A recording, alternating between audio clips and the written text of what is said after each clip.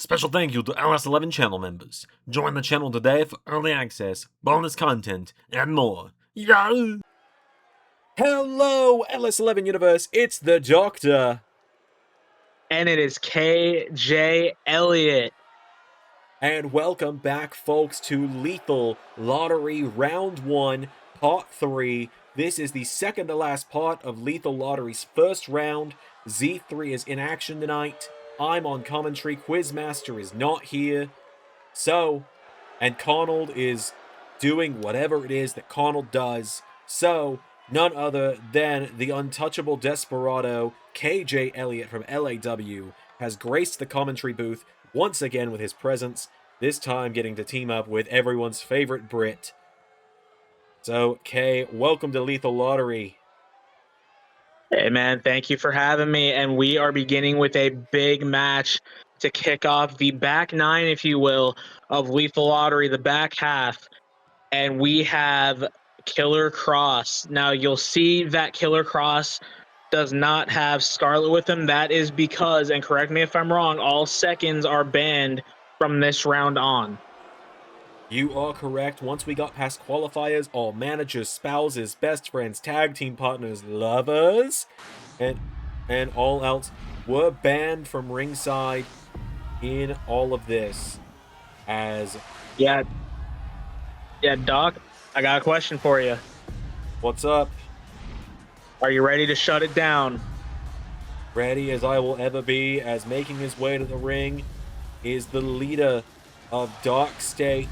He is the NXT North American Champion, Saquon Sugars, making his way to the ring. And it seems perhaps that there was some kind of file issue with the AAA movies and the Dark State entrance video. We'll look into that off screen. But Saquon Sugars, the leader of Dark State, makes his way to the ring. He and Cross had a dominant performance in their qualifying match for Lethal Lottery. We'll see if they can replicate that here tonight. Yeah, they very much did. It's an interesting dynamic between these two. Cross is a big, powerful dude, Brazilian jiu-jitsu trained, big striker, big on suplexes, big with submissions, and Saquon kind of the athlete of the two, the flyer, the kind of the more. He can do technical, but he's definitely like the mover, but he also is one that, like Cross, they both like to play head games. They both like to get into their opponent's head. So I think that's what makes them such an effective team. You're absolutely right, although you've got to wonder how well this team can actually fare in this one, as Killer Cross is just 24 hours removed from that brutal fight without honor that he had on Ring of Honor last night with Nathan Frazier for the North American title, where Cross was left in a pile of metal, steel, wood, light tubes, and more importantly, his own blood by Nathan Frazier. But here comes the other team to the ring. This is a team that has maybe 4 fans, and those 4 fans are the 2 men involved, their significant others, and their mothers. As here is the chairman, Sean Spears. You know, this is a guy who I've been very critical about. I've been very, I don't like him. He doesn't move me in the slightest. He's technically fine. He's a solid hand in the ring. He's a good hand in the ring. I hope he doesn't crack me in the head with a steel chair for saying that. But, he's, yeah, it's just something doesn't click with Sean. But they did, I believe, did they have a qualifying match? I'm trying to rack my brain if they had a qualifying match or not. They did indeed have a qualifying match. It was one of the first qualifying matches, actually.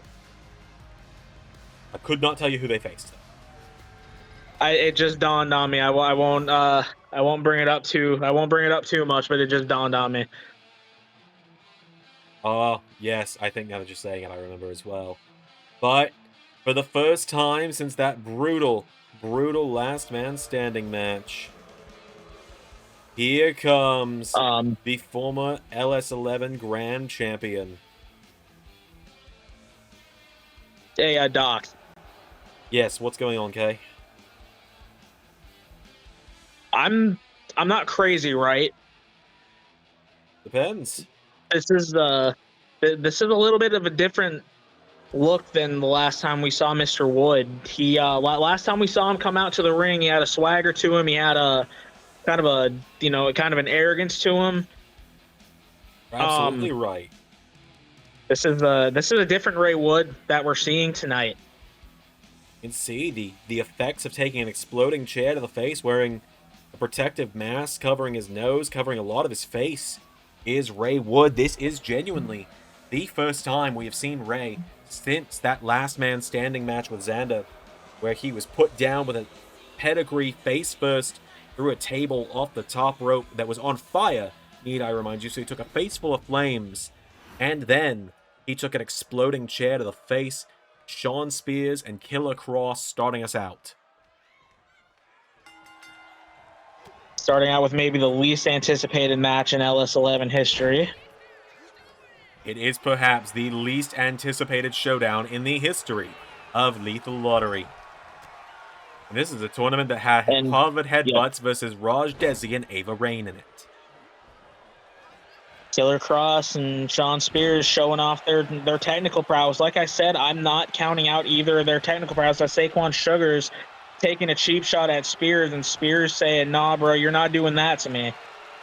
Shawn Spears ready to dish out that receipt on Saquon Sugars. Count Shawn Spears out all you want. He's a great technical wrestler. There's a reason he's so well respected behind the scenes, but there's also a reason I think he's about to go for a ride.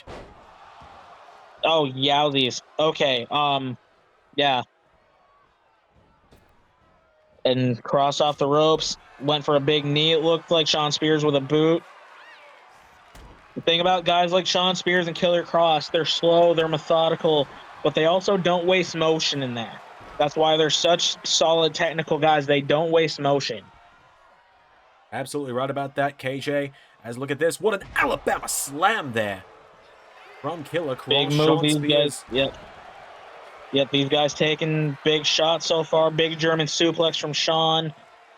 Shawn saying, "Yeah, go ahead and tag your boy." Well, I think Saquon's saying, "I'd rather not." As now Ray Wood is in. And like you said, Killer Kross coming off that absolutely brutal fight without honor from yesterday on Ring of Honor with Nathan Frazier, and he cannot be feeling 100% from that. A fight without honor is not an easy match to go through. I don't care how big you are. I don't care how tough you are. You go through the hell that Killer Kross went through with Nathan Frazier, you're going to be feeling it the next morning. Absolutely. Wait a minute. Spear from Ray Wood into a cover. One, 2, 3. And Saquon apparently decided way too late that he was going to come in and try to salvage that. Saquon Sugars changed his tune for a split second there at the end, but Killer Kross, the effects of yesterday clearly weighed heavy on him. Saquon Sugars seemed to have no interest towards the end there. Yeah, at the end of the day, Saquon Sugars really, he kind of just cut his losses. He's the North American champion. He has Iron Survivor coming up. He just kind of cut his losses and was like, you know what? I don't really need this tournament. Not only that, keep this in mind. The winners of the tournament get a tag team title shot. Dock State already have the NXT tag team titles. What more do they need? Yeah. Yeah, no, absolutely. Ray Wood and Shawn Spears with the win. The Rage and the Chairman with the win. We've got our second match out of 8 coming up next here on Lethal Lottery.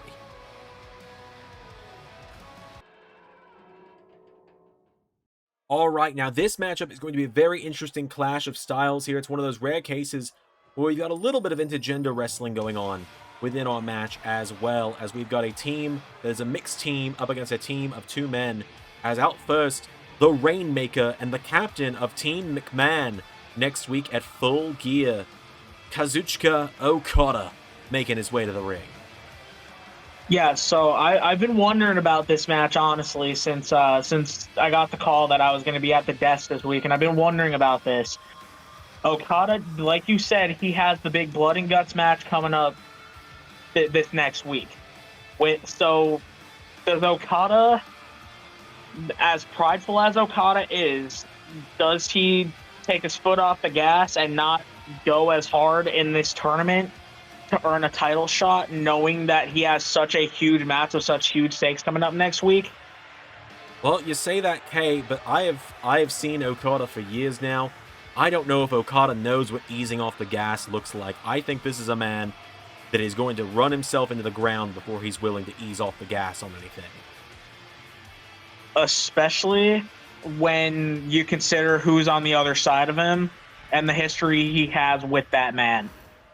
Absolutely, as it's a bit of an interesting pairing, but that is the fate of the wheel. It's part of why we love Lethal Lottery so much, as he is teaming up tonight with the American Ninja Warrior, Casey Catanzaro, making her way down to the ring. Her tag team partner, Lacey Lane, now signed to the Ring of Honor roster here in the LS11 universe, as Catanzaro makes her way down to the ring. A huge, huge opportunity on her hands tonight. Has yet to hold gold here in the LS11 universe, but has been around since Season 2.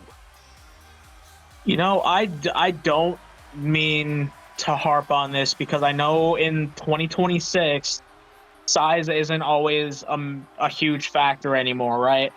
However, Right. you look at the guys in this match. You look at Okada, who's what, 6'3", 6'4". You got Kaiser, who's a big dude. You got Nakamura, who's a seemingly big dude. Casey Catanzaro is 5 foot nothing, maybe 100 pounds, maybe a little over 100 pounds. She's very much out of her element, but I also know that Casey Catanzaro wouldn't have it any other way than to challenge herself like She most this. certainly would not. And you look back to last week as well, KJ, when Elizabeth Bell wrestled 2 matches in one night. Eliza, 5'4", 110 pounds soaking wet, came in there with 6'6" or so, 280-pound Alexander Blackstone, and tapped him out. Absolutely. And you got the opponents here. First off, you got, well, both opponents actually are former world title challengers, former world heavyweight championship challengers. You got Ludwig Kaiser coming out here, and he challenged Randy Orton for the world heavyweight championship back at Night of Champions. That he most certainly did. And as of SmackDown 2 days ago, this past Friday, he is the new #1 contender and will be facing Braun Steiner next weekend at Bad Blood as well for that United That States is title. correct. So Ludwig And don't Kaiser is forget on a this, roll. yeah. And do not forget Ludwig Kaiser at the beginning of Season 7, in the season that has been dubbed the Season from Hell with all the betrayals, the one that tends to get forgotten about a lot. Ludwig Kaiser turned on his best friend Gunther, and we haven't seen Gunther since Backlash. You're absolutely right. Gunther not seen since Backlash, when Kaiser spiked him on his head and beat him in a breakout victory for Kaiser. We have never seen someone do that to the ring general. And now Kaiser, it has been a breakout season for him. He has been making a name for himself for sure.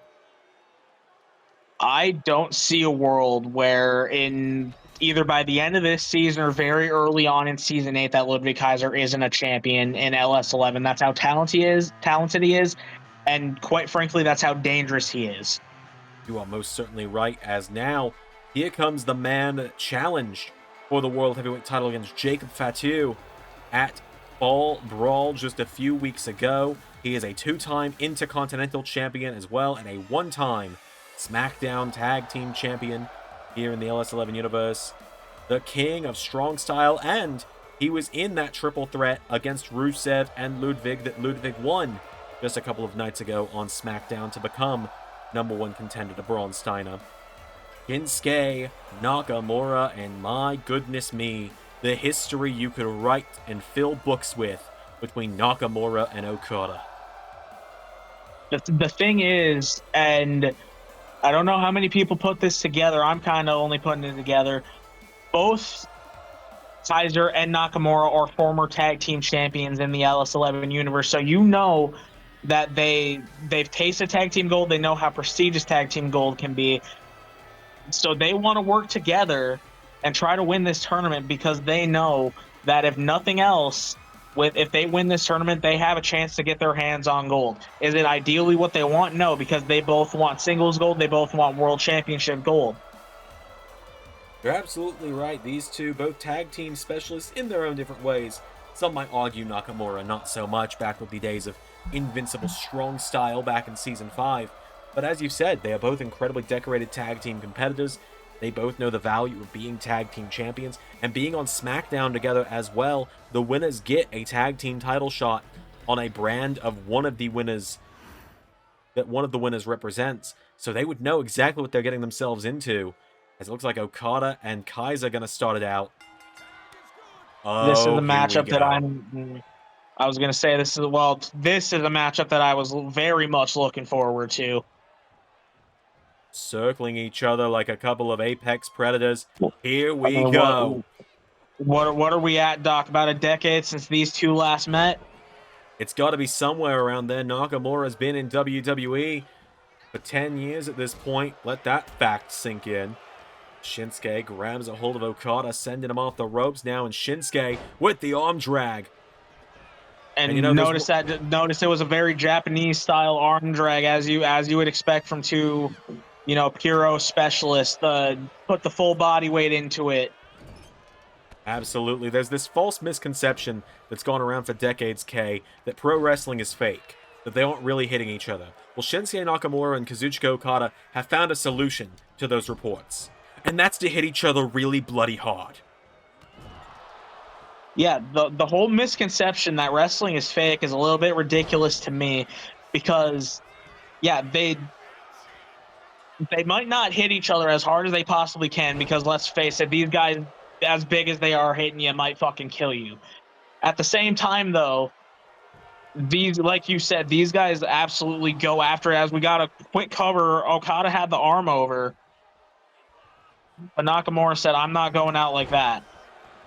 And that just shows you how well these two know each other and how hard they've always been against each other. They turn it up to 11 when they go up against one another, because Nakamura had Okada exhausted off the first German suplex of the match, and they've only been going at it for a few minutes now. And Kaiser, what a double team. These two have struck up a little bit of a friendship, or I don't know if it's necessarily a friendship or just they know that they have to be on the same page for such a long tournament. But these two have been friendly. These two have worked together, and these two have built up a little bit of a relationship over on SmackDown. Now they have. Remember, Kaiser came to defend the honor of Nakamura a few weeks ago on SmackDown, on one of Xander's final editions of SmackDown, and actually went on to face off with Jacob Fatu in a huge main event on SmackDown. Non-title match. Kaiser nearly beating the champion. Yeah, there's that nasty drop kick from Okada, man after my own heart there. Here we go. Now we're going to see things get interesting. Yeah, this is definitely interesting. Like I said, there's a major size difference here.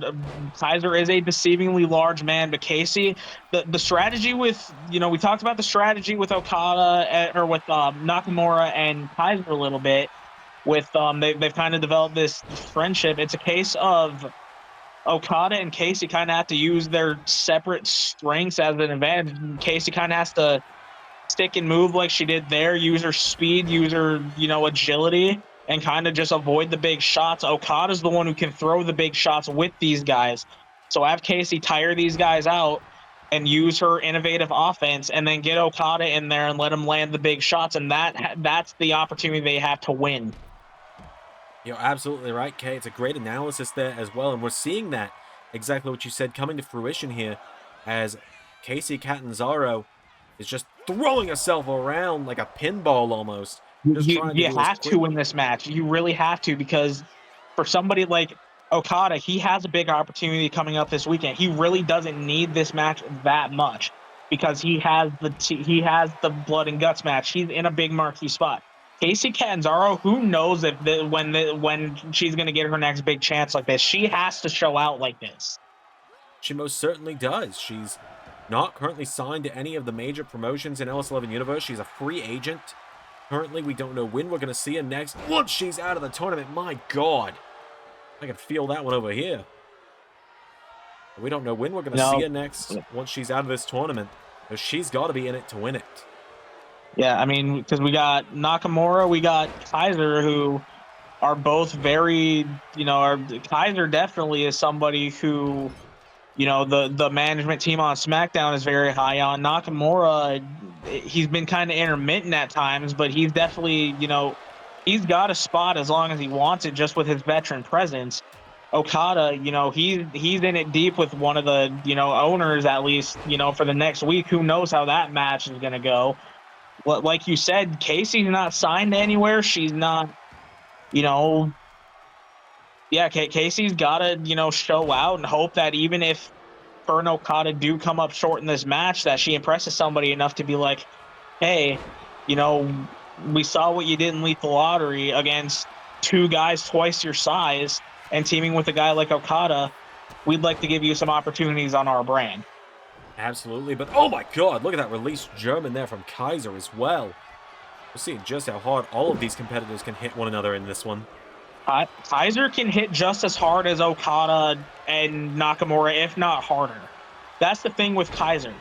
Kaiser's, he comes off very gentlemanly. He kind of does this peacocking thing where he kind of just sticks his nose up. But as I say that, he gets dropped on top of his head with a tombstone there. But he can hit just as hard as, if not harder. Like I said, Nakamura apparently decided he was just going to drop an elbow on the referee instead of actually break up the pin. Well, that's what happens when it's the LS11 senior official, my boy John Cone, or Xander's boy John Cone, I suppose. Sacrilege to say that. Xander's not here, obviously, but he might have an issue with me saying my boy John Cone back there. Now Ludwig Kaiser, wait a minute, Kaiser. Oh, what a DDT there. What a counter from Okada. He's to have figured out counter for counter here on this one. And we talk about how hard Okada can hit. Okada might be in the top 5 counter wrestlers in the world. He has a counter for your counter. That he does. Wait a minute, Ludwig doing here with the snapmare here. Kaiser off the ropes. What a shot! But as I was saying earlier, Kaiser kind of has this, he has this peacocky nature about him. He has this kind of arrogance, sticks his nose up at people. The guy hits like a fucking freight train when he wants to. He most certainly does. We've seen it against Gunther. We've seen it against Jacob Fatu. We're going to most certainly see it next weekend against Braun Steiner. Oh, wait a minute. Against Braun Steiner. Rainmaker! Rainmaker! And Kaiser said, nah, I want that tag team title shot. Kaiser didn't even leave that up to chance. He didn't even leave that to account. Ludwig Kaiser, it's a smart move. Use the referee's discretion while you've got it. This has been a very solid match. I would say this might be the match of round 1 so far. It's getting up there, that's for sure. Is the big tombstone there. Tag is made to Casey Catanzaro, and Catanzaro. And honestly, if you notice, there was a little bit of hesitation there. I'm not sure Okada necessarily wanted to tag Casey. It was a case of he kind of stopped, looked, realized, okay, I need a break. Oh! Well, the tag is made official still. I was just about to ask, did he get the tag before Kaiser got knocked off the apron? I think he did. It appears as though he did, as I believe I heard John Cone call for the tag. Yeah. Wait a minute, Kaiser. Yeah. Oh my God. Casey's in a position where she has to build up momentum and throw herself at these guys. She's not going to be able to just stand there and throw standing shots with these guys. They're too big, they're too aggressive, they're too powerful. She has to build up momentum and throw herself at these guys to get anything on them. Oh, most certainly there. And we're seeing that now as she's got Ludwig Kaiser in a grounded position. But Ludwig Kaiser. The thing about Lethal Lottery and the thing about LS11, it's equal opportunity. You get in there with the big boys, you got to get hit like a big boy. And Casey's learning that. There it is. And Casey's learning that firsthand. And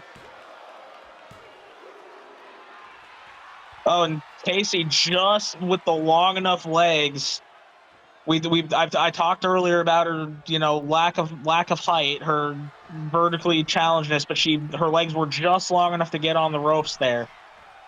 That they would. It was a situation where she just happened to be in the perfect position. And here we go. Coming off the ropes with a massive drop kick. And Okada kind of realized there that he might need to follow up and give a big hit because, like I said, Casey might not be able to generate as much power that she wants on a guy as big as Kaiser. But Kaiser taking out Okada on the counter. Now we might be in a position. There's that 360 code breaker. Shinsuke absolutely not going to allow it. Oh my god! Oh, and a big Kinshasa right on the jaw of Casey Canzaro. She might be out. Now it's a game of who's going to be able to get back to their feet first. Wait a minute, Shinsuke. Shinsuke's going around ringside here. And Shinsuke. Oh, Okada. Oh, no, Okada saw it coming. Okada's too smart for that. Or is he? Nah, no. Kaiser caught him. And Nakamura and a second one. And that will do it. Ludwig Kaiser and Shinsuke Nakamura are going on to the second round. The wheel will decide their fate next week when round 1 concludes. Take nothing away from Kazuchika Okada, and especially take nothing away from Casey Catanzaro. She went in there. She fought her damn heart out. She absolutely did. We saw a whole new side of her, a much more aggressive side of her in this one, KJ, as she and Okada gave everything they had. But in the end, Nakamura and Kaiser, I won't say they were the stronger team, but they were for sure the smarter team in the end there. Nakamura made the sacrifice play that opened Kaiser up to slamming his shoulder into the back of Okada, and that led to Okada and Catanzaro being eliminated from the tournament. And quite frankly, you know, and a great win for Nakamura and Kaiser. They deserve it. They played it smart. They made a lot of the right moves. It's a case of if Casey wants a spot on a roster, I don't see any reason why anybody shouldn't sign her. Hell, I might put in a word and say, hey, we could use somebody like Casey over in LAW. Perhaps so, Kay. Perhaps so. We still got 6 big matches to go tonight. Let's see what we got coming up next here at Lethal Lottery. All right, well, we're moving into our third matchup of the night, and I gotta tell you, KJ, you might have said this about Cross and Spears locking up, but I think I'm gonna say it about one of the men we're gonna see.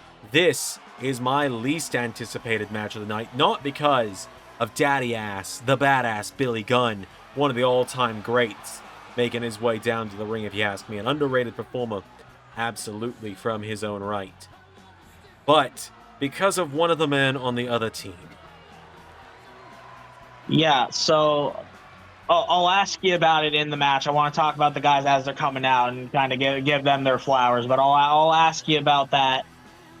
I'll ask you about that when the man at hand is coming out. But up first, we got Mr. Ass, we got Daddy Ass, we got a lot of askatives. That sounded way better in my head. I'm sorry, but we got Daddy Ass. Anyways, we got Billy Gunn coming out here. Gotta wonder what this man's thinking about. Kind of what about his son's exploits right now in the LS11 universe? Well, that man he's thought his 2 sons were dipshits for years, I'm sure, and I think all of us have agreed with him with the exploits in the Bang Bang Gang over in NXT. But at the same time, they've got a shot at the Trios titles coming up on Monday on what we now know, as of last night when it was announced on stream, will be Bullet Club Raw, where the Young Guns will challenge for the LS11 Trios titles. But here comes somebody that all of us are very, very high on. Oh, most certainly. Everyone in the LS11 universe sees huge things for this young man, Konosuke Takeshita, former IWGP Heavyweight Champion in the LS11 universe, the final IWGP Heavyweight Champion that we ever had in the LS11 universe, in fact. The duo known as Alpha Ass uniting here tonight. What a peak team name that the wheel gave us. Like, it was too perfect to not do. Oh, most certainly. But let's bring out the other team if we have to. Because this man is the tag team partner of Jack fucking Cartwheel. This is Cappuccino fucking Jones. Yep, mate. They are a team known as, apparently in your words, adrenaline fucking grip. So I got a question for you, Doc, because I've been wondering about this, and we've talked about this with his partner Jack Cartwheel. Yes. Why do you have such a hate boner for guys in their 20s? And it can't just be because of their names being stupid, because that sounds so fucking petty. I'm 2,478 years old, KJ. I've had nothing but time to be petty. Yes. Hey, it is you know because what? their names are terrible. Can you at least admit to me something? Cappuccino Jones and Jack Cartwheel are two extremely talented young competitors that have nothing but a high ceiling in the world of professional wrestling. Can you at least agree to that? They will have a high ceiling when they go to their nearest government office and request either a different first name for Mr. fucking Cartwheel, or a different last name, or a more basic first name for Cappuccino. Yes, then they will have a higher ceiling, in my eyes. Otherwise, who the fuck names these people? Anyways, here comes the newest addition to the TNA roster here in LS11 Universe. Dijak making his way to the ring. Hey, Dijak, take those 2 pairs of sunglasses off. We're inside. Donovan Dijak, the newest member of the TNA roster, as you said, a member of the Skyscrapers alongside Bishop Dyer. And this man is a ridiculously dangerous man.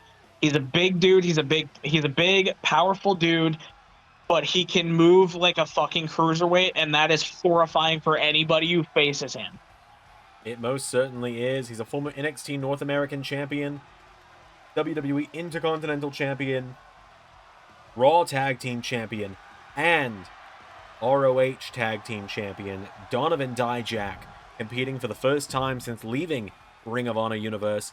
We are starting things off here with Billy Gunn against Cappuccino freaking Jones. Here we go. Oh, hey, you softened on him already. You called him freaking instead of fucking. I've got a quota. I've got a quota of how many times I can drop that one. Fair enough. Fair enough. I swear to God, Billy Gunn, don't you dare. 1, 2. Billy Gunn had the opportunity to do the funniest shit imaginable there. Wouldn't put past him either. I've known Billy Gunn for a long time. I was there the night Billy Gunn had one of his biggest singles wins of his career. I was there visiting, I've traveled time and space. I've had 2.5, I've had 2,500 years almost that I've been around. I've gotten to see some things. I've been there for some of Billy's biggest matches. I was there for the New Age Outlaws versus the Road Warriors. I was there for Billy Gunn becoming a champion. Big tilt-a-whirl slam from Billy.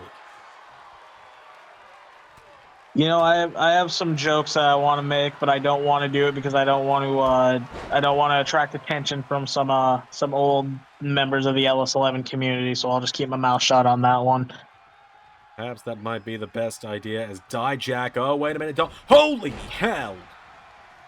Yeah, see what I fucking mean? That man is 6'7", should not be able to do a full-blown moonsault like that without any fucking effort. Bro just hopped up there and did it. You're absolutely right. Look at this. Konosuke Takeshita now coming in. And Takeshita. Oh, what a shot to the head of Dijak. And let me tell you something about Takeshita, right? The Right. guy has just recently turned 30. Okay, if we know anything about the wrestling business right now, you really don't hit your prime at this point due to nutrition or whatever. You really don't hit your prime as a pro wrestler until about your mid to late 30s. So there's a real chance that either Takeshita's in his prime and it's going to be ridiculously long, or he hasn't even hit it yet. And that is insane to think about. This is a young guy who came into LS11 Universe almost as an afterthought back at the end of Season 4. In fact, Takeshita's first ever appearance, this is a trivia fact for all of you that have wondered, Takeshita's first ever appearance in LS11 Universe wasn't on Dynamite. It was on an episode of Monday Night Raw on the road to the first Forbidden War in a loss to then Intercontinental Champion Gunther. There was a long time where Takeshita was considered an afterthought here in the LS11 Universe, and now look at him, a world title level opponent. What the fuck are you doing? You fucking knob. Hey man, that fucking knob almost just beat one of our top young talents, and another one of our top young talents in Takeshita. Almost with a whopping barely 1 count. Yeah, you know. I think that pin was longer than that. Wasted his time shake, rattle, and rolling like he's the modern day honky tonk man. You never want to be the damn modern day honky tonk man. There's a few people I would put in that. There's a few people I'd put in that category before Cappuccino Jones, but I understand what you're saying. Now Konosuke Takeshita coming in hot here. Look at him go. That is what a future star looks like. That is what a future world champion looks like. That is what a specimen in that ring looks like. Not a loser like Cappuccino Jones. And don't forget, Takeshita also is, correct me if I'm wrong, Takeshita also is a member of Team McMahon for Blood and Guts, correct? You are absolutely right in that, Kay. He's kind of considered the second in command of Team McMahon, and Billy treating him like he's an NXT rookie from back in the day when Billy Gunn was running the show at the Performance Center. Damn, we ain't gonna do any of your dumb shit now. And Billy Gunn, famous. And 1, 2, 3. Billy Gunn getting a big pin in the big 2026 over a young talent.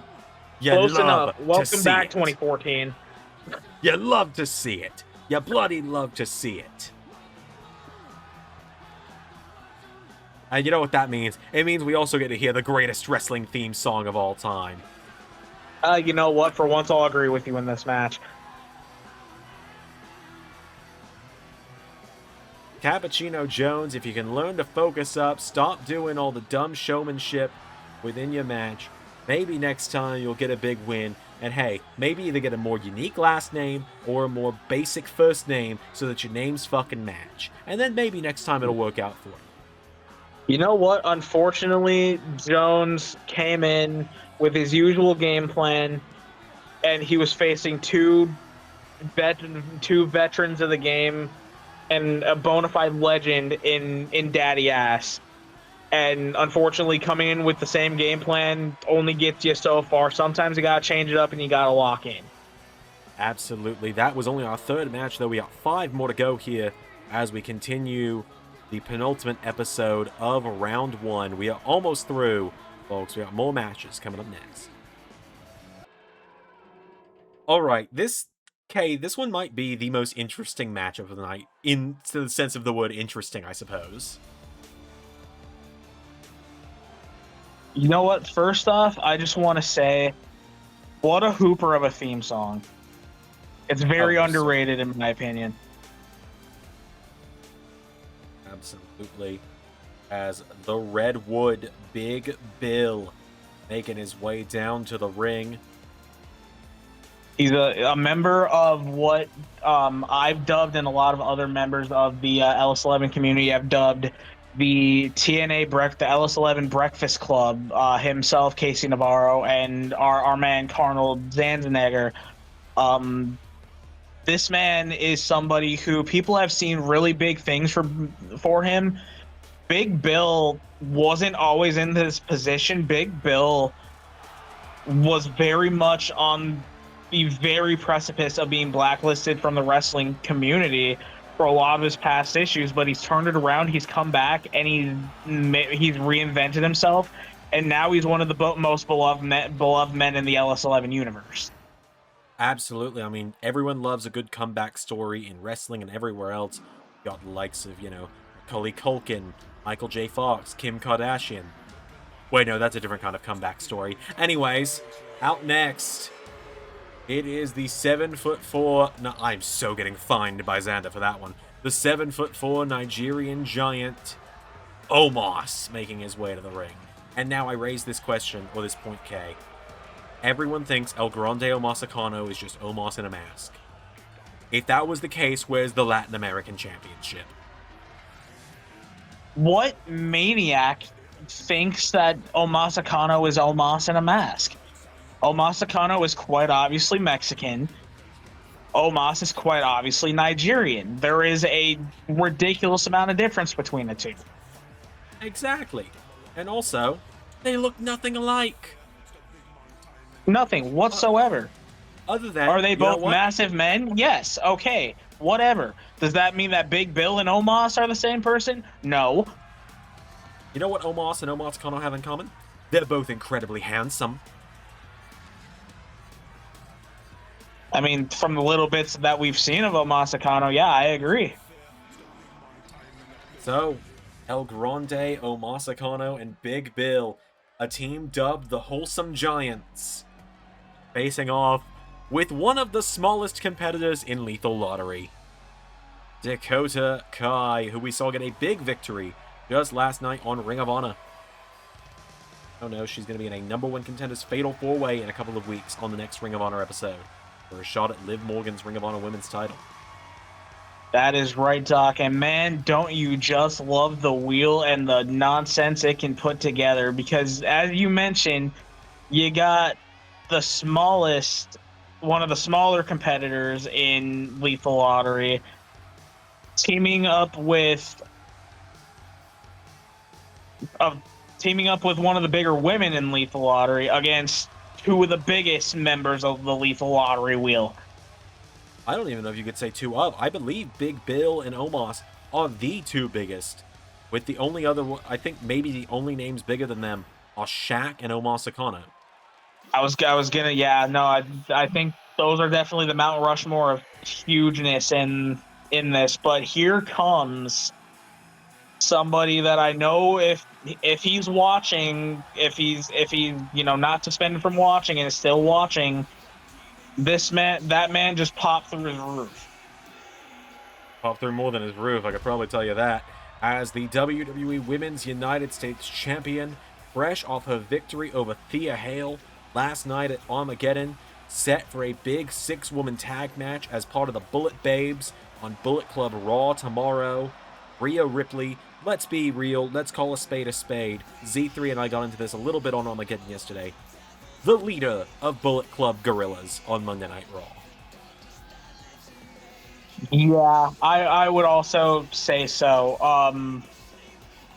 Yeah, Rhea has a very domineering personality. She has a very take charge mentality, and she's not one to take being disrespected, whether she's actually being disrespected or is perceiving something as disrespect. Take Xander Carver, for example. The guy's still, I've heard the guy's still taking soft foods from some of the beatings he got from her and Buddy over the couple of weeks before he got suspended. Well, I'm glad that after fighting Rhea, he's taken something soft after what we saw do to him. You're gonna catch this man another beating if you don't stop. Good. I'm still bitter about Xanomania 1, and it was 10 fucking years ago. Anyways. Doc, you are a petty man. I am very well aware. 10 years is like a week to me. As Big Bill and Dakota Kai.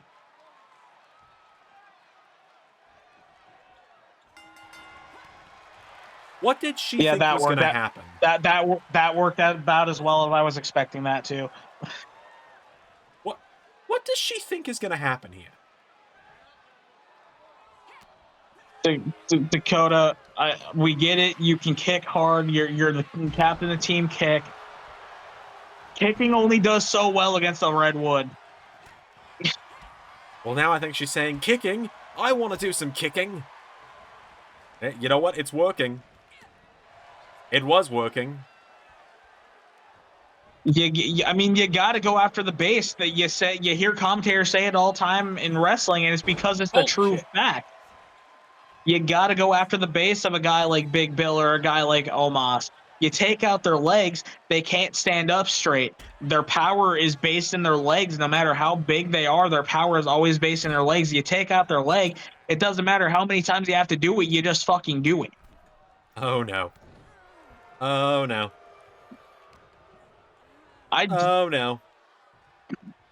You might have a one-armed woman in an ass-kicking contest in a couple weeks in ROH. It's starting to feel like that. Oh my god. And Dakota now, here we go. With those arm drags on the giant. Yeah, Dakota, I don't know what you were thinking trying to little bro Omos like that, but it's not going to work. Okay, she knocks him back here in Dakota. No way she's going to pull this off. Oh my god. Chiropractor! Chiropractor on Omos. Yeah, that went about as well as expected. Oh, Dakota. Oh, Dakota Kai, the woman that you are. And Omos blocking off her path here. This is not very wholesome of the Wholesome Giants. If they're in eclipse, he's blocking off my path. True. This is not very wholesome behavior from the team known as the Wholesome Giants, I must admit. Oh, wait. Well, at least Bill likes Omos's cologne. That's all we can ask for. That's true. Here we go. Dakota probably made the smartest move of the entire tournament. How is this gonna work? Oh my god, it's working! Rhea apparently learning how to throw the B trigger from her husband with that knee from a couple minutes earlier. Now she's using that aggression, she's using that ferocity that she needs to, because as big and powerful of a woman as Rhea Ripley is, she's about 5'7", 5'8", about 150 pounds, very powerful woman. She's no 7'4" Nigerian giant, but she's making it work. God love her, she's pulling it off somehow.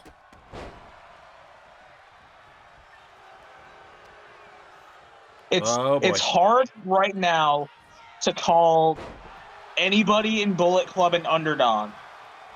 And somehow it is happening. And that is because of the wheel and lethal artery. Rhea, you know she loves the pain. She's a bit of a masochist in that regard. Rhea with another big kick there to Omos. Oh, God. Rhea basically just taking the same strategy I was talking about with Casey Candaro, making it work. She's just throwing herself at Omos and hoping something works. True, is now Rhea. Picks back up now, and Omos. Oh, boy. Here we go again.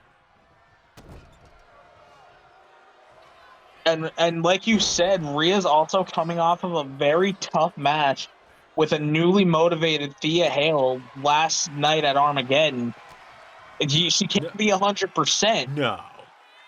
No way did she just pull that off.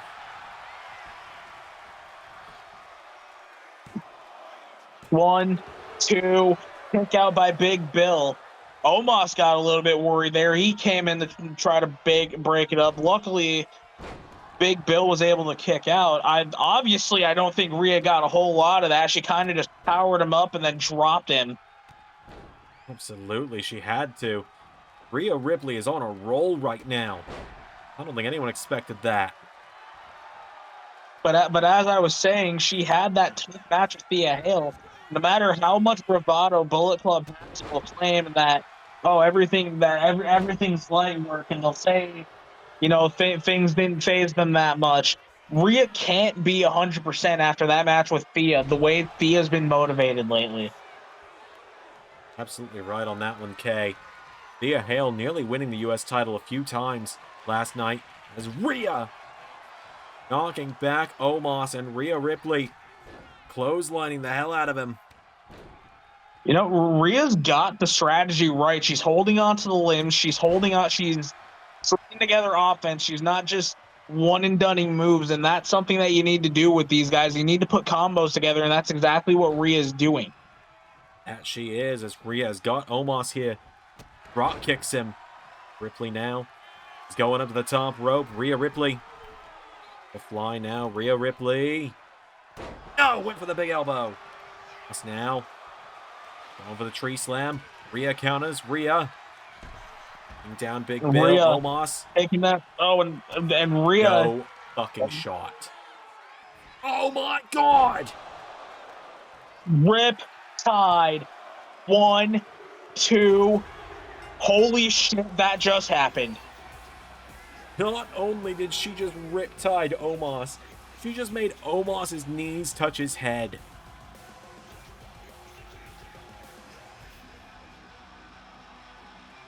You know what? Holy hell. We rag on it a lot. We say a lot about it. We say, you know, we make jokes. Oh, Rhea Ripley's gonna win, you know, superstar of the year, women's superstar of the year, just cause it's Rhea Ripley. She might have a case after that. She might have a legitimate case where we won't make fun of you for voting for her after that. What the fuck just happened? Rhea Ripley just little broed two guys who are either pushing 7 feet or damn near 7.5 feet, and basically took them on her own and won. That's what just happened. Here it comes. Here's the replay. I need to see this again. What the hell? Only in LS11 Universe, folks. Only in LS11 Universe can you get that. Rhea and Dakota with the win. Doc, I say we just move on because I don't know what else to say. Very unfortunate. All right, well, here we go. This one is certainly one that is happening, Kay. This is one of the tournament matches of all time. As here comes a man that is in the first round, quite simply because the two teams that will meet the most likely to be eliminated first got put against each other in qualifiers thanks to the wheel. And Shibata just happened to be the lesser of all the evils of that match, so Shibata and David fucking Otunga somehow made it. David Otunga, two-time challenger to the LS11 Grand Championship. What else is there to say about him other than he's here? Other than for some reason JT has a weird hard-on for him. Well, on a far brighter note and a far more talented note, here is the wrestler Katsuyori Shibata making his way down to the ring. You want to talk about a good comeback story, Doc? One that doesn't get talked about nearly enough is the fact that Shibata shouldn't be wrestling right now. Absolutely. This is a man who had to have brain surgery many years ago, was told he'd never wrestle again, and found his way back to doing it at the highest level. Which means I can only say one thing. I'm fucking sorry, Shibata. We don't hate you, I promise. Feel, it's quite frankly, a bitch sometimes. As now, this is a duo that I have been oddly excited to see how well they work together. As here is one half of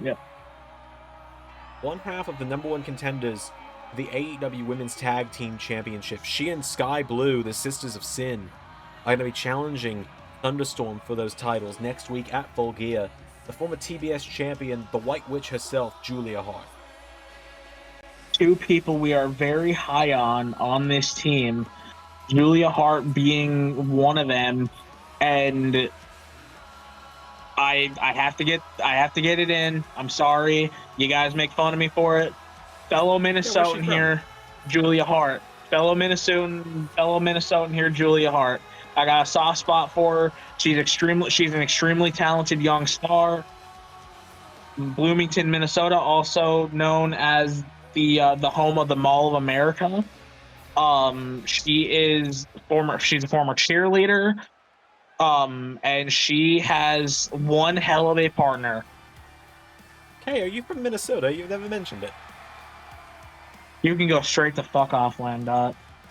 I've got a season pass there, my friend, as here comes the man that survived that triple threat match last night. He is not in a good way. He is limping himself through this one for sure. He's got to hope this is a quick one. The megastar LA Knight. You know what? I will say a lot of things, though. LA Knight might be in a bad way after what happened last night in that triple threat.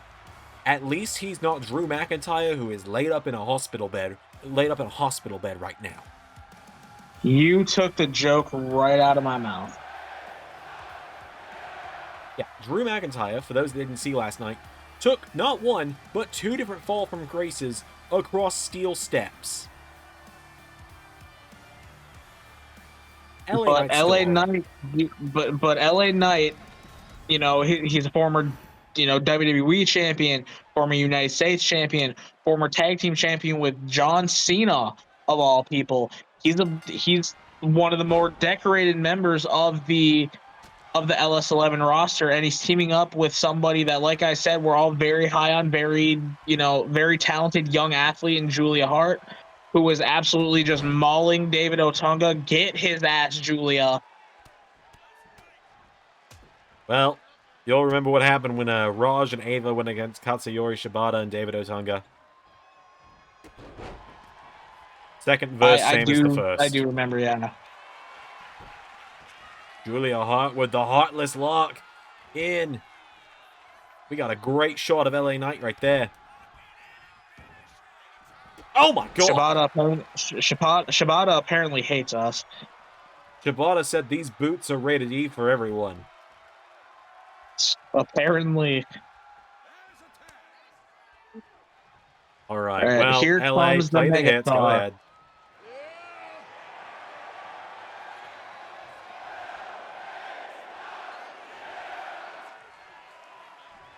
Making sure he plays the hits, does LA, and BFT. And Shibata got his obligatory entering the ring once. And it's over. Thank God. Thank God for 2K implementing only being able to enter the ring once. Absolutely. LA Knight and Julia Hart with the win. Oh, that one was mostly painless at least, but we have still got 3 more big matches to come here tonight. All right, well, it is our third to last matchup of the evening, as here comes a man who just got humiliated last night at Armageddon, and now he's got to try and come in here and clean himself up. Otherwise, he might need to go cry us a river after what happened against Fraxium last night. He was absolutely, as you all say, dog-walked. Jack Perry, the scapegoat, making his way down to the ring. Yeah, you know what I say about him getting dog-walked at Armageddon, and I know I'm going to get some brownie points with our man Rick C. from the Klon. Couldn't have happened to a nicer guy. It's true, as Jack Perry has made his way to the ring, and he finds himself teaming up tonight with the son of the British Bulldog, Davey Boy Smith Jr. Here's a man who is very technically sound in there. He's a very accomplished mat wrestler. He's a very accomplished submission wrestler. Something just hasn't quite clicked in his career. A lot of it has to do with his perceived lack of personality, his lack of real character, other than just being the son of the British Bulldog. He has all the tools, just something hasn't clicked to take him to that next level in his career. What hasn't clicked is that I've met androids with more personality than this guy. Well, yeah, unfortunately, that you hit the nail dead on the head. Pretty good at that, typically, is what you tell me. So, Jack Perry and Davey Boy Smith Jr., they actually had to win a qualifying match. They won one of the final qualifying matches. But now, this is a duo I've been excited about, and many have been excited about. It's a duo so dumb that it might just work. As finally back in the LS11 universe, for the first time in a little while, he was one of the first members of the Aaron Stevens family before Aaron Stevens' untimely demise. Couldn't have happened to a better guy. Here is fabulous Fabian Eichner. To be fair, everybody was kind of jumping off the fucking Titanic before it sunk anyway with that one. That's true. Very, very true. Fabian Eichner is finally back. Been a little while since we've seen him. I believe the last time we saw him was the All-In 0 Hour when he lost to the Connell-Glomeration, the LS11 Breakfast Club, whatever you want to call the combination of Connell, Jeff Jarrett, Grado, and Orange Cassidy. Yeah, honestly, if my memory serves me correctly, Fabian Eichner was the only one of the Aaron Stevens family who didn't publicly tell Aaron Stevens to go fuck himself. That and everyone's favorite bitch, Max Caster, but no one's seen him in a while, and I don't think anyone's really worried about where he's at.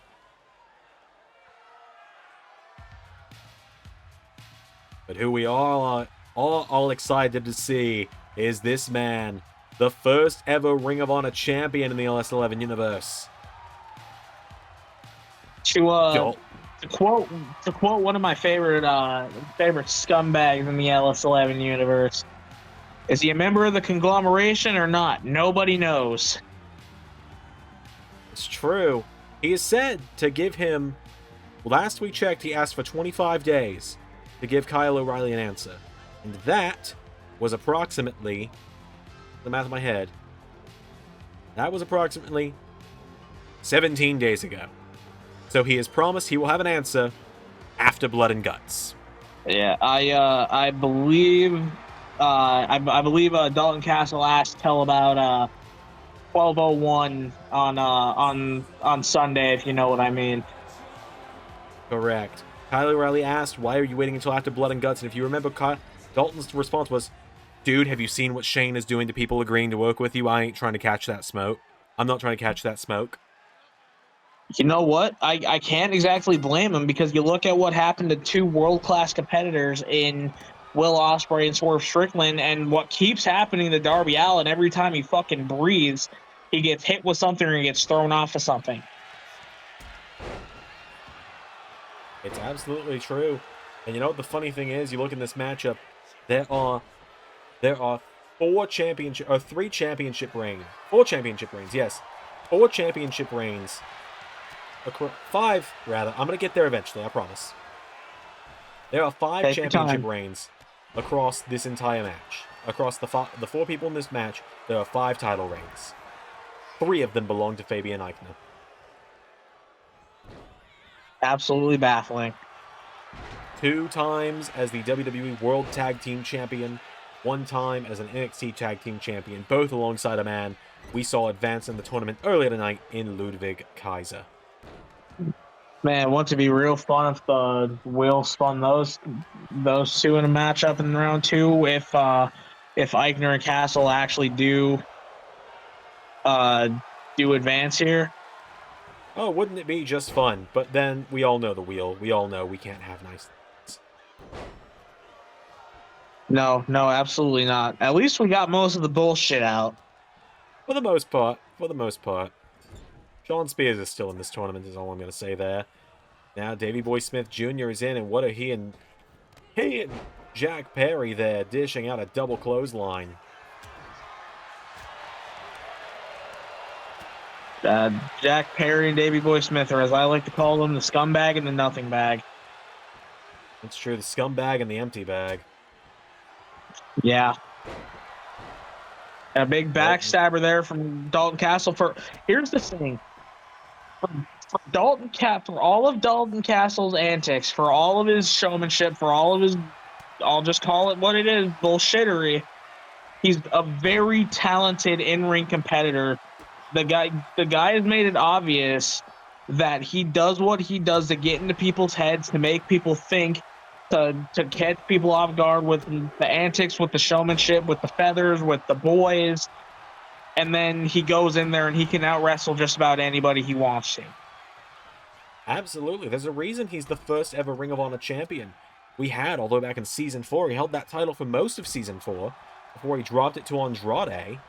And now, he's looking to try and finally get gold again. If he and Fabian Aichner could win Lethal Lottery, what a pop-up powerbomb there from Aichner as he goes into the that cover. suplex flipped into a powerbomb for Aichner, drilling Davey Boy Smith. It looked like it was a combination of Davey Boy Smith and Jack Perry. Davey Boy Smith kicking out and Jack Perry breaking it up. And a big brainbuster there on top of the quite shiny head of Fabian Aichner from Davey Boy Smith Jr. Jr. taking him down now. Davey Boy Smith into the cover. It's saved by Dalton Castle. Now Smith pacing around. He goes back to the corner. Tag is made to Jack Perry. To give the other title reigns that I mentioned out of the 5, Jack Perry is yet to hold gold in the LS11 universe, while Davey Boy Smith Jr. is a former NXT Tag Team Champion, although back in Season 2. What a wild time that was. And Dalton Castle is the first ever Ring of Honor World Champion. Yeah, well, also, Davey Boy Smith held it with one of my favorites, who I consider one of the most underrated stars in wrestling history, Tyson Kidd. Unfortunately, no longer competing, but he's one of my favorites of all time. In a minute, Fabian Aichner now trapped inside the snare trap here.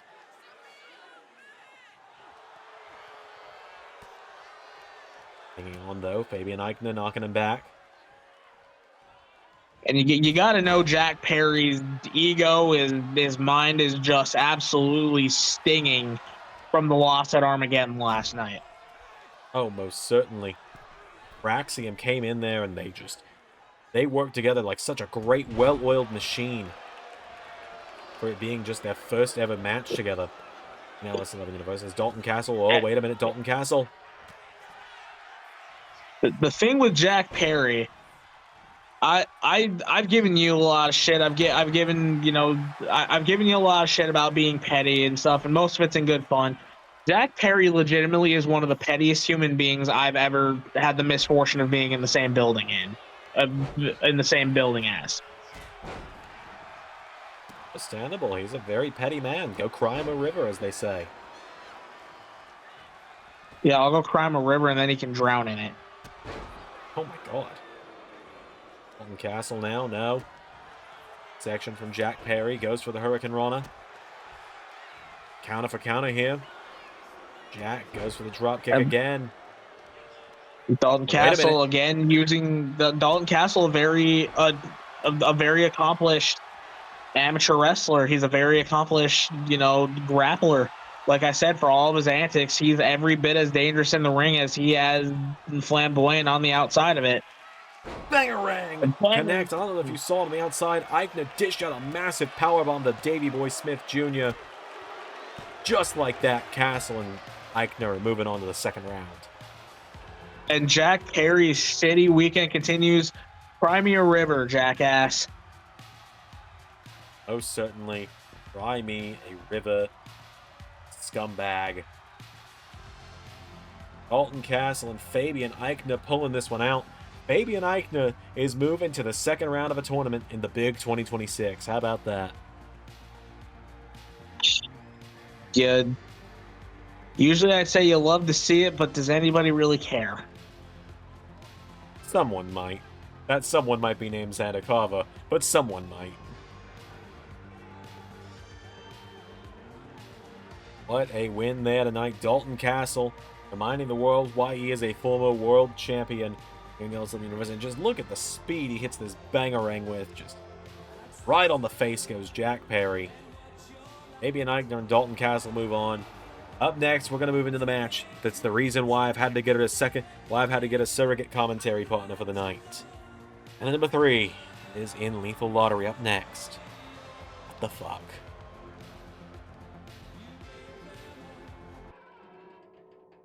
Oh, bloody fuck me.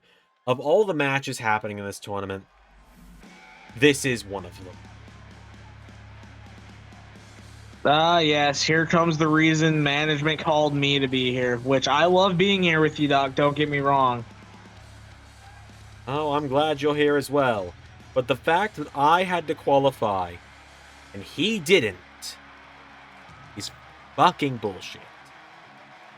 You know, I might be insane, but I believe that Xander number 3 is the only one in this tournament who wasn't officially paid for. And the reason I say that, I'm pretty sure he got in on a technicality because he was a champion at the time that we did the Lethal Lottery donations, and he got in because Xander number 5 somehow ended up on there twice, and Xander decided, you know what?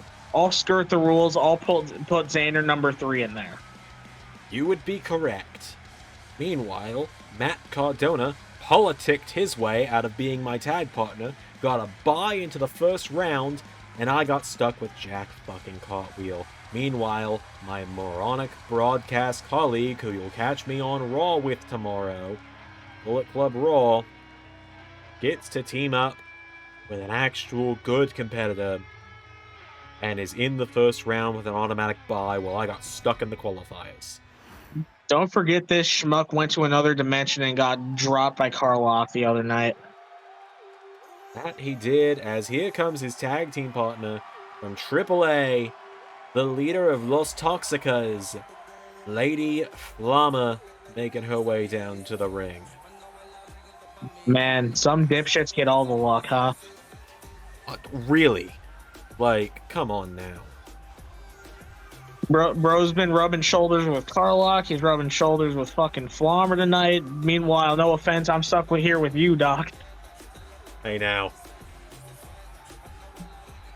Banner number 3 has got a hell of a tag team partner. We saw Flamma on many occasions last week at Triple Mania come very close to becoming the AAA women, or the AAA Reina de Reinas champion before Taya Valkyrie scored the win. And now here come their opponents first. Here is Smiley Kylie. It is Kylie Ray making her way down to the ring. And here comes somebody that she's been in the game for a little bit now. She's kind of a vet on the indie scene. She is somebody who was deemed pretty, she was deemed a top prospect in, women's wrestling a few years ago, and just like I've said with a couple people tonight, just something never really clicked. She kind of fell out of love with the business. Some stuff happened. It's good to see her back, though. She was added while she was still part of the NXT roster shortly before she said she was planning to take a hiatus. But speaking of coming back from a hiatus, he's been gone for a little while. I believe the last time we saw him was around All Out in Toronto or so. The Rated R superstar Edge making his way to the ring. Well, you talk about coming back from hiatuses. This man's kind of the king of coming back from hiatuses. Absolutely he is. Edge knows how to keep us waiting in anticipation for his return, as Edge looks to move forward in the Lethal Lottery tonight. Although it feels like the wheel may have stuck him with a bit of a liability, Kylie Ray. It's no offense to Kylie Ray, but we do know that she is known for sometimes dropping the ball in these big moments, having such momentum on her side and then fumbling it at the last second. We've seen it happen before. Could happen again tonight if Edge isn't careful. Yeah. But look at somebody like Edge, though, because we don't have the time to go through all of his accomplishments, all of his great moments. He multi-time world champion, multi-time tag champion, you know, and we are starting off with Kylie Ray and Z3 because why the fuck not? Edge taking the cheap shot there, and Zen number 3. Drop kicking Edge. And taken down by a head scissors by Kylie Ray and a big drop kick to the side of the head. It looked like one foot caught him in the side of the head and the other one in the back of the head. I'd say that scramble his brains, but I don't think you can scramble something that's not there. No, he's never had any of those. Always the henchman, never the leader. I think that's how the saying goes. Something like that. Oh, wait a minute, no. Well, I believe it's always the bridesmaid, never the bride, but I don't want to envision that man in a wedding dress. It sounds like a horrible visual in my mind. I wish you would have just left the joke as is. You're welcome. Because and you might be using that season pass to fuck off land quicker than you think you're gonna have to. Well, Z3 and Lady Flom are working together as a better team than I thought they would have in that moment, is now Kylie Ray. Z3, for as much as we make fun of him and as how much of an idiot he is, he can go in that ring when he wants to. He came back this season after a bit of a hiatus. He came back. He defeated Blue Kane after losing with him in the DPW Tag Team Extravaganza a few months ago. And then somehow, some fucking way, pulled off the win for the LAW United States Championship. And the reason that he originally wasn't even slated to be in Lethal Lottery. So he can lock in when he absolutely has to. But you're absolutely right. But unfortunately with Z3, he's kind of one of those cases of better to be lucky than good. And Z3's lucked himself out of a lot of situations. He has his Edge. Wait a minute. Edge trying to break the count now. 7 count. Lady Flama now shoving the Hall of Famer off the top rope. And don't forget, and I know that he has kind of talked. I know he's kind of talked himself in and out of it multiple times, but I assume Z3 is probably going to be a part of Scorched Earth Rumble next weekend. So he's got a big match to lock in for too next weekend with that match. Oh, absolutely. I would not put it past. Oh my God, look at Flama here, by the way. Before I get too sidetracked. What a clothesline. Flama, yeah. Flommer, like you said, Flommer was very close in that triple threat match. That triple threat match could have gone either way. It was just the situation of Taya Valkyrie was in there in the right time, right place, and was able to land Road to Valhalla on Sol Ruka. But Lady Flommer could have easily done it, as here comes Z3 back in the ring. And number 3, hold on, has Edge up on his shoulders now, and Zen at number 3. What a takedown.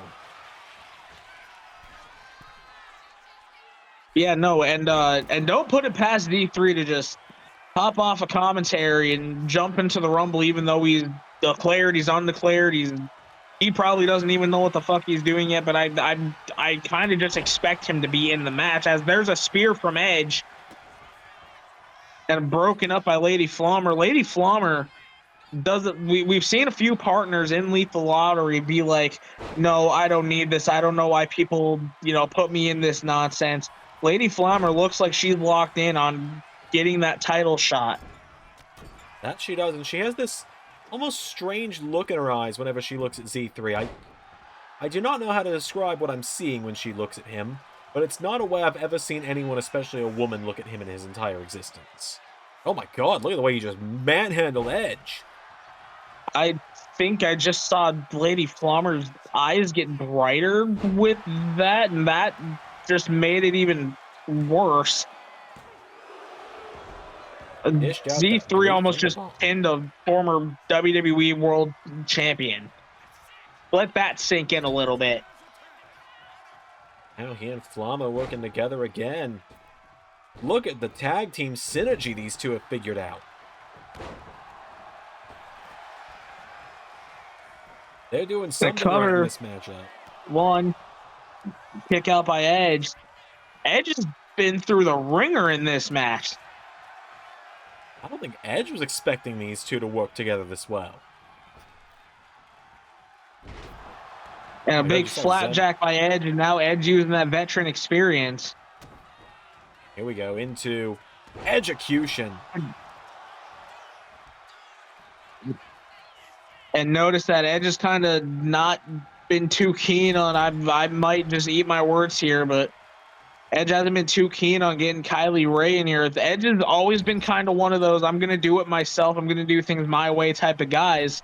The only person you really could make that exception for is his best friend, Christian. Oh, you're absolutely right on that one, Kay. As Edge not super keen to team with anyone else. Chris Jericho a little bit in the late 2000s, early 2010s, but other than that, it's pretty rare especially over the last decade and a half or so since his return about 6 years ago. It's pretty rare to Well, yeah, I see. mean, the last person he teamed with was Chris Jericho before his team with Christian, and he got injured and then was mocked repeatedly by Chris Jericho for it. So you can't exactly blame him for not wanting to deal with that again, of wanting to trust somebody and then the person you trust turning their back on you when you're at your lowest. Oh, you're absolutely right. Now, wait a minute. Off the ropes, Kylie Ray. And a big clothesline from Flommer. And Flommer, big insecurity on Edge there. And Kylie Ray looking here. It looks like Kylie looking for a prawn hold there. Tucker, 2, kick out by Flommer. Flama staying alive now, and Kylie Ray. But now Flama's got a hold of it now. Here we go. And Flommer, big rolling slam there. And big sliding lariat there. And a cover. If the ref would get in fucking position, maybe we could have had at least a 1 count.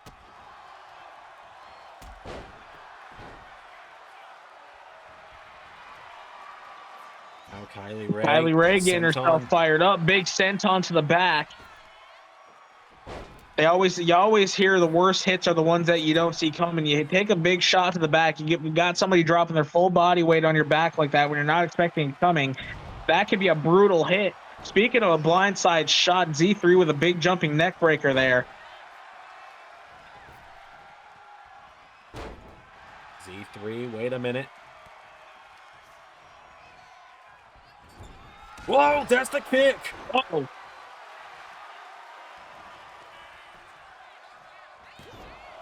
And Edge breaking it up. An Edge spear to Z3. And Flama. And here comes, Lady Flommer.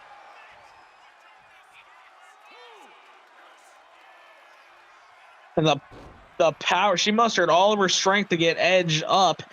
And we talk about it a lot. Edge isn't a small guy. He kind of has a more slender frame, but he's not a small guy. He's about 6'4". So for Flommer to get him up into that gory, banner number 3, 1, 2, you got to be fucking joking. How does he can't keep getting away with this. He can't keep getting away with it.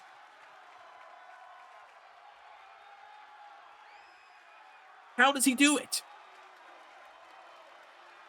The man's got a fucking rabbit's foot in his pocket or something, bro. We gotta, next time we see him in an LAW locker room, we gotta just run his pockets and find that fucking rabbit's foot. Apparently.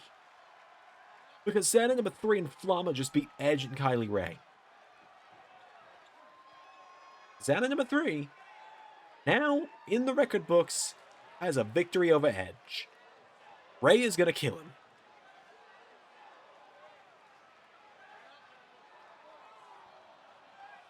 Ray might kill all of us. What the fuck just happened?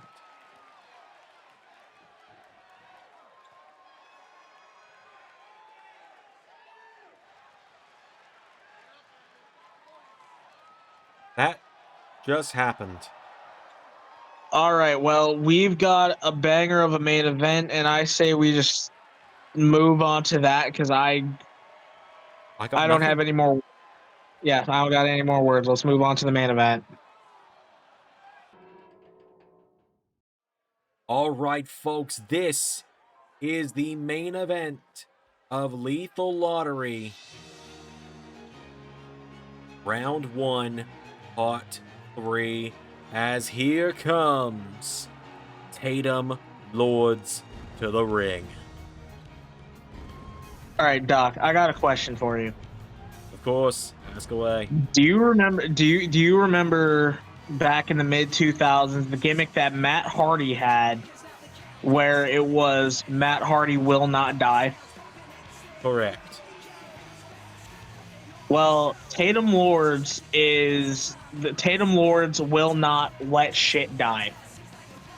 The reason I say that, Tatum Lords and Xander Carver a couple months ago back on an episode of TNA, Correct. when Xander Carver was at his absolute worst period, and Tatum Lords hasn't let a damn soul forget about it. Tatum Lords is a man. Tatum Lords, I take nothing away from Tatum. He's one of my best friends. He's legitimately somebody I really respect. We've trained together. I don't have any real personal issues with Tatum, but Tatum really needs to let that die because he got a big win. It's over with. He has a couple big matches next week. He has a big match tonight. Time to do something with that because he hasn't really done a whole lot since. He won the 4-way to get into the international title match. You're absolutely right about that, Kay. But God help us if he beats a former WWE World Heavyweight Champion and multi-time WrestleMania main eventer in this tag match. I am dreading that possibility. He's got a hell of a partner to try and do it with. He has got one of the greatest lucha stars in the world right now, El Hijo de Vikingo, making his way down to the ring. Vikingo, seeing him in an Iron Survivor qualifier on NXT in just a couple of nights' time. Vikingo had a very, how do I say this, unceremonious exit from the Gift of the Gods Rumble last weekend at Triple Mania. I don't know if I'd say unceremonious as much as I would say downright concerning elimination. All right, here comes a guy that the LS11 universe has been pushing for a big spot. They've been, this guy's over with the audience, and he's very much a veteran hand. He's a good hand. He's looking for that big breakout moment in LS11 that he hasn't quite found yet. He had the match with Joe Hendry back at, I believe it was Cyber Sunday, if I'm not mistaken. And then since then, other than a spot in the 841 match a couple weeks ago, hasn't really done a whole lot since. And I think Lethal Lottery is kind of the moment where he's looking to kind of finally, find his groove again ever since, being the final, leader of the 6. And Lethal Lottery will, I think, help that. Unfortunately, the wheel did not help him because, speaking of the 6,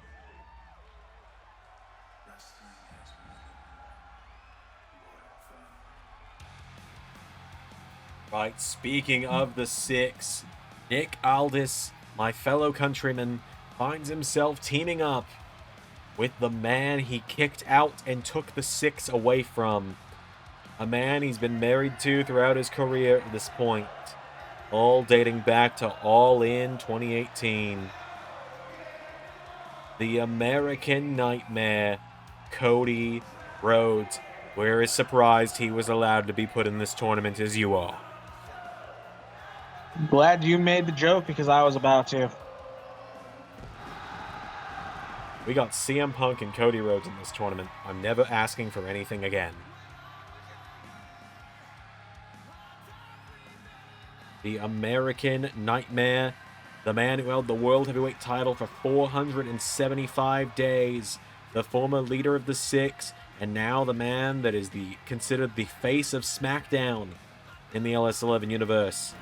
He helped revitalize the United States title last season, his incredible run with that. Now tonight, he looks to get himself on the road to tag team gold, something he's not held since he and his brother Dustin had AEW tag team gold back in season 3 of the LS11 universe. The American Nightmare, Cody Rhodes, has made his way to the ring. And Cody Rhodes coming off of a tough loss at Fall Brawl to very nefarious circumstances against his old protege MJF after a dynamite diamond ring shot right to the forehead. Now, well, Tatum Lord's getting taken to school out of the gate here.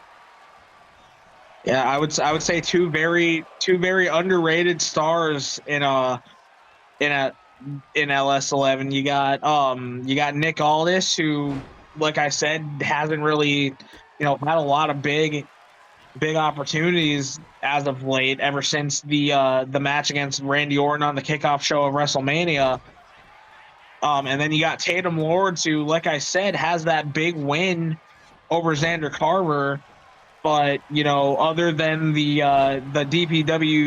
short DPW tag title run after beating NRW at Christmas Chaos and winning the Fatal 4-Way match to get into the internet title match for LAW next week at Scorched Earth, wrestling, unfortunately, is a very, what have you done for me lately business, and Tatum just hasn't quite been able to string together the success that you need to be a consistent star in wrestling. Absolutely. I mean, you're absolutely right. Hold on a minute. You saw there a wicked double team from Tatum and El Hijo de Vikingo. Vikingo is in now. Nick Aldis. This is a real clash of styles. You got the modern lucha libre high-flying style of Vikingo against the classic mat wrestling of Nick Aldis and Vikingo. Oh my God! Vikingo does things in that ring that just shouldn't be possible for human beings to do, and he does them with ease. Absolutely he does. Vikingo, standing shooting star, counted by Nick Aldis, and now Nick Aldis. As you mentioned, Nick Aldis with the very old school technical, the world of sport style, popularized in his native UK. He's a former champion, he's always been a very talented guy, just never really broke out, even in some of the big spots. People are just really now starting to appreciate just how great of a competitor Nick Aldis is.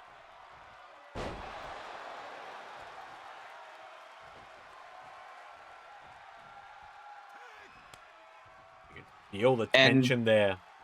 Very begrudging tag. I was just about to say it, Doc. Very begrudging tag from Aldis to Cody.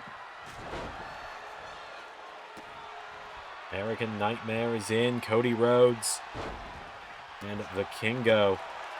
Look at matches you never thought you'd see.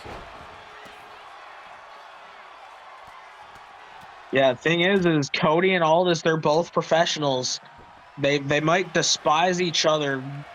They might, they absolutely cannot stand each other, but they're both professionals, and they both know what a win in Lethal Lottery will do for their careers and the opportunities that it might give them.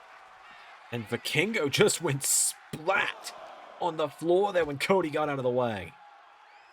Vikingo has not had a good run of things right now when it comes to the outside of the ring.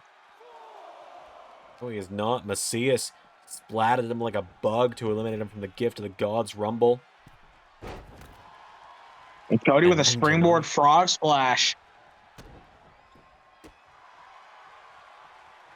And it's something that we kind of need to. I feel like that needs to be addressed. Cody Rhodes left the WWE about a decade ago now, coming up on a decade ago. left, kind of reinvented himself on the Indies, reinvented himself in Japan, went to, started up AEW. Ever since he's been back, he's implemented a lot of different things that he's learned, the indie style, the Japanese style, the, the AEW style, and kind of just blending them all together. And he does a lot of things that you want to see him do. 10 years ago, he was kind of just a more basic, mat technician, and he still has those tendencies, and that's still his base as, a former amateur wrestling champion. But now he can do so much more. He's more willing to do, so much more, since he's reinvented himself and kind of experimented more with what he's comfortable with. Oh, wow. Tatum Lords. Tatum just pulled off a great fake out there, but wait a minute. Okay, there we go. Yeah, unfortunately, like I said, Tatum just got busted open by that forearm. Love Tatum to death. Like I said, the problem is Tatum lately has been one to kind of celebrate his work a little bit too much. He's been one to kind of grandstand and be, and Tony Cutter landing on Tatum, but Vikingo breaking it up at the 1 count. But as I was saying, Tatum's been kind of one to grandstand lately. He's been one to kind of beat the dead horse about things and, his accomplishments. And you just can't do that, especially with a competitor as the level of Cody or Aldis. You're absolutely right there. Because Tatum, like you said, he's dwelled on that win over Xander a lot, even after Xander beat him in that 5-way matchup on LAW a few weeks ago that also had Hemlock, the Great Khali of all people, and Liam Malone in it. Xander tapped out Tatum on that night, and Tatum still brags about the fact he beat Xander in a one-on-one situation.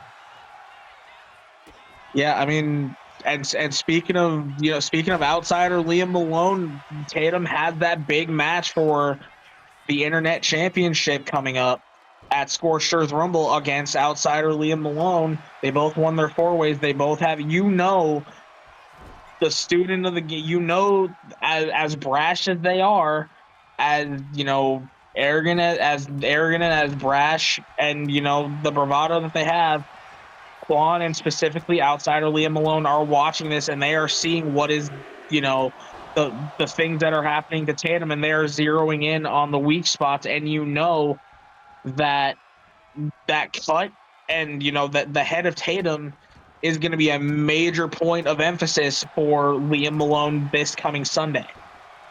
Oh, you're absolutely right on that one, Kay. Vaughn knows how to target a weakness. Tatum, we're seeing some of his weaknesses right now. Talked about him a little bit as well as, oh my God, Nick Aldis. Oh my God!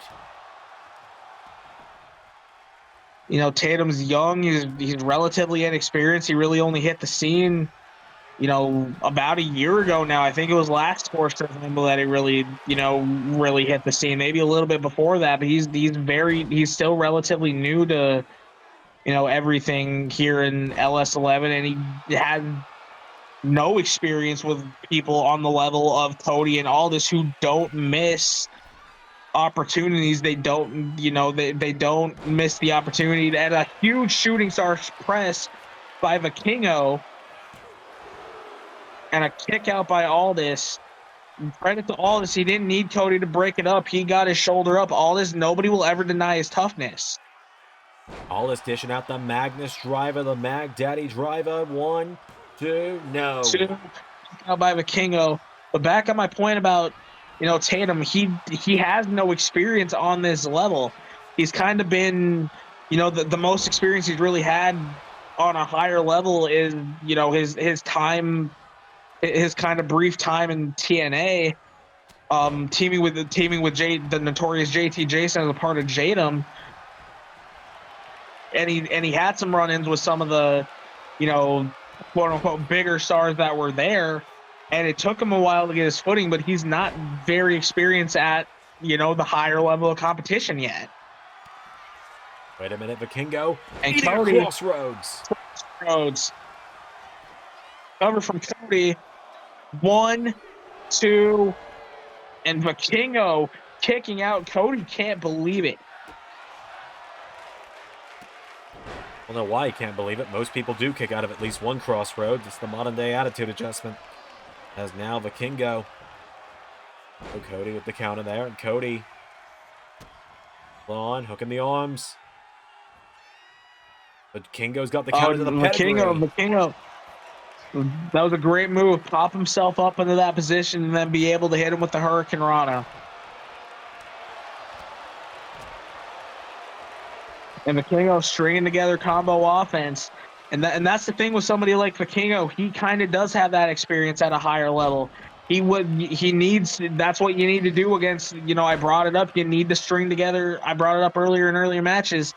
You need to string together combo offense against guys like Cody and all this, because they will make you pay for any hesitation, any mistake. Vikingo with that 631, 2. Cody with the kick out and all this a little bit late to get into the ring to make the save, but luckily Cody is able to kick out. Oh, Cody with that moonsault.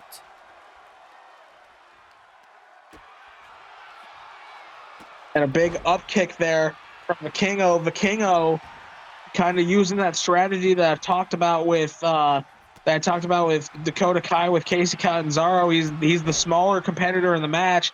He's got to stick and move, kind of just throw himself at the larger competitors that he's facing. Cody getting the knees up. Cody is also a big counter wrestler. He's somebody who will use his opponent's mistakes against them. Certainly will. We're seeing that right now as Nick Aldis now. Whoa. Vikingo into the super kick.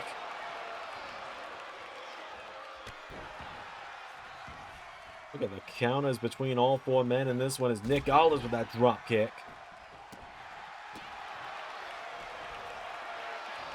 Vikingo now, Hurricane Rana. Nick Aldis goes down. Nick Aldis in trouble. Vikingo. Put him across the ring, back into the corner. Tag is made. Tatum's back in. Tatum Lords and Vikingo, big double shoulder block there on Aldis. And Aldis catching Tatum in a power slam.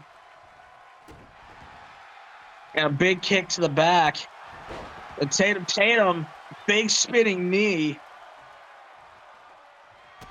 Now Tatum, here we go. Tatum. Now he beat Xander a couple months ago. Hits the move that punched him the ticket. Move that punched him the ticket to Scorched Earth this weekend, but Cody was ready. And so was Tatum. Aldis. Tatum out. Mag Daddy Driver a second time on Tatum, tagging in Cody. And I don't want to say the tension's necessarily subsided with the two, but it definitely looks like their professionalism is taking over the whatever grudge that they have. Because the tags are coming a little bit smoother. They're not as begrudging as they were before. That way is what a drop kick from Tatum. Drop kick into the outside's not going to win you the match. That's the issue. And that is unfortunate. That's just something that's going to come with experience for Tatum. Love Tatum. He's a good kid. He's got a lot to learn. Big elbow going for it. And Cody Cutter lands smack dab on the money.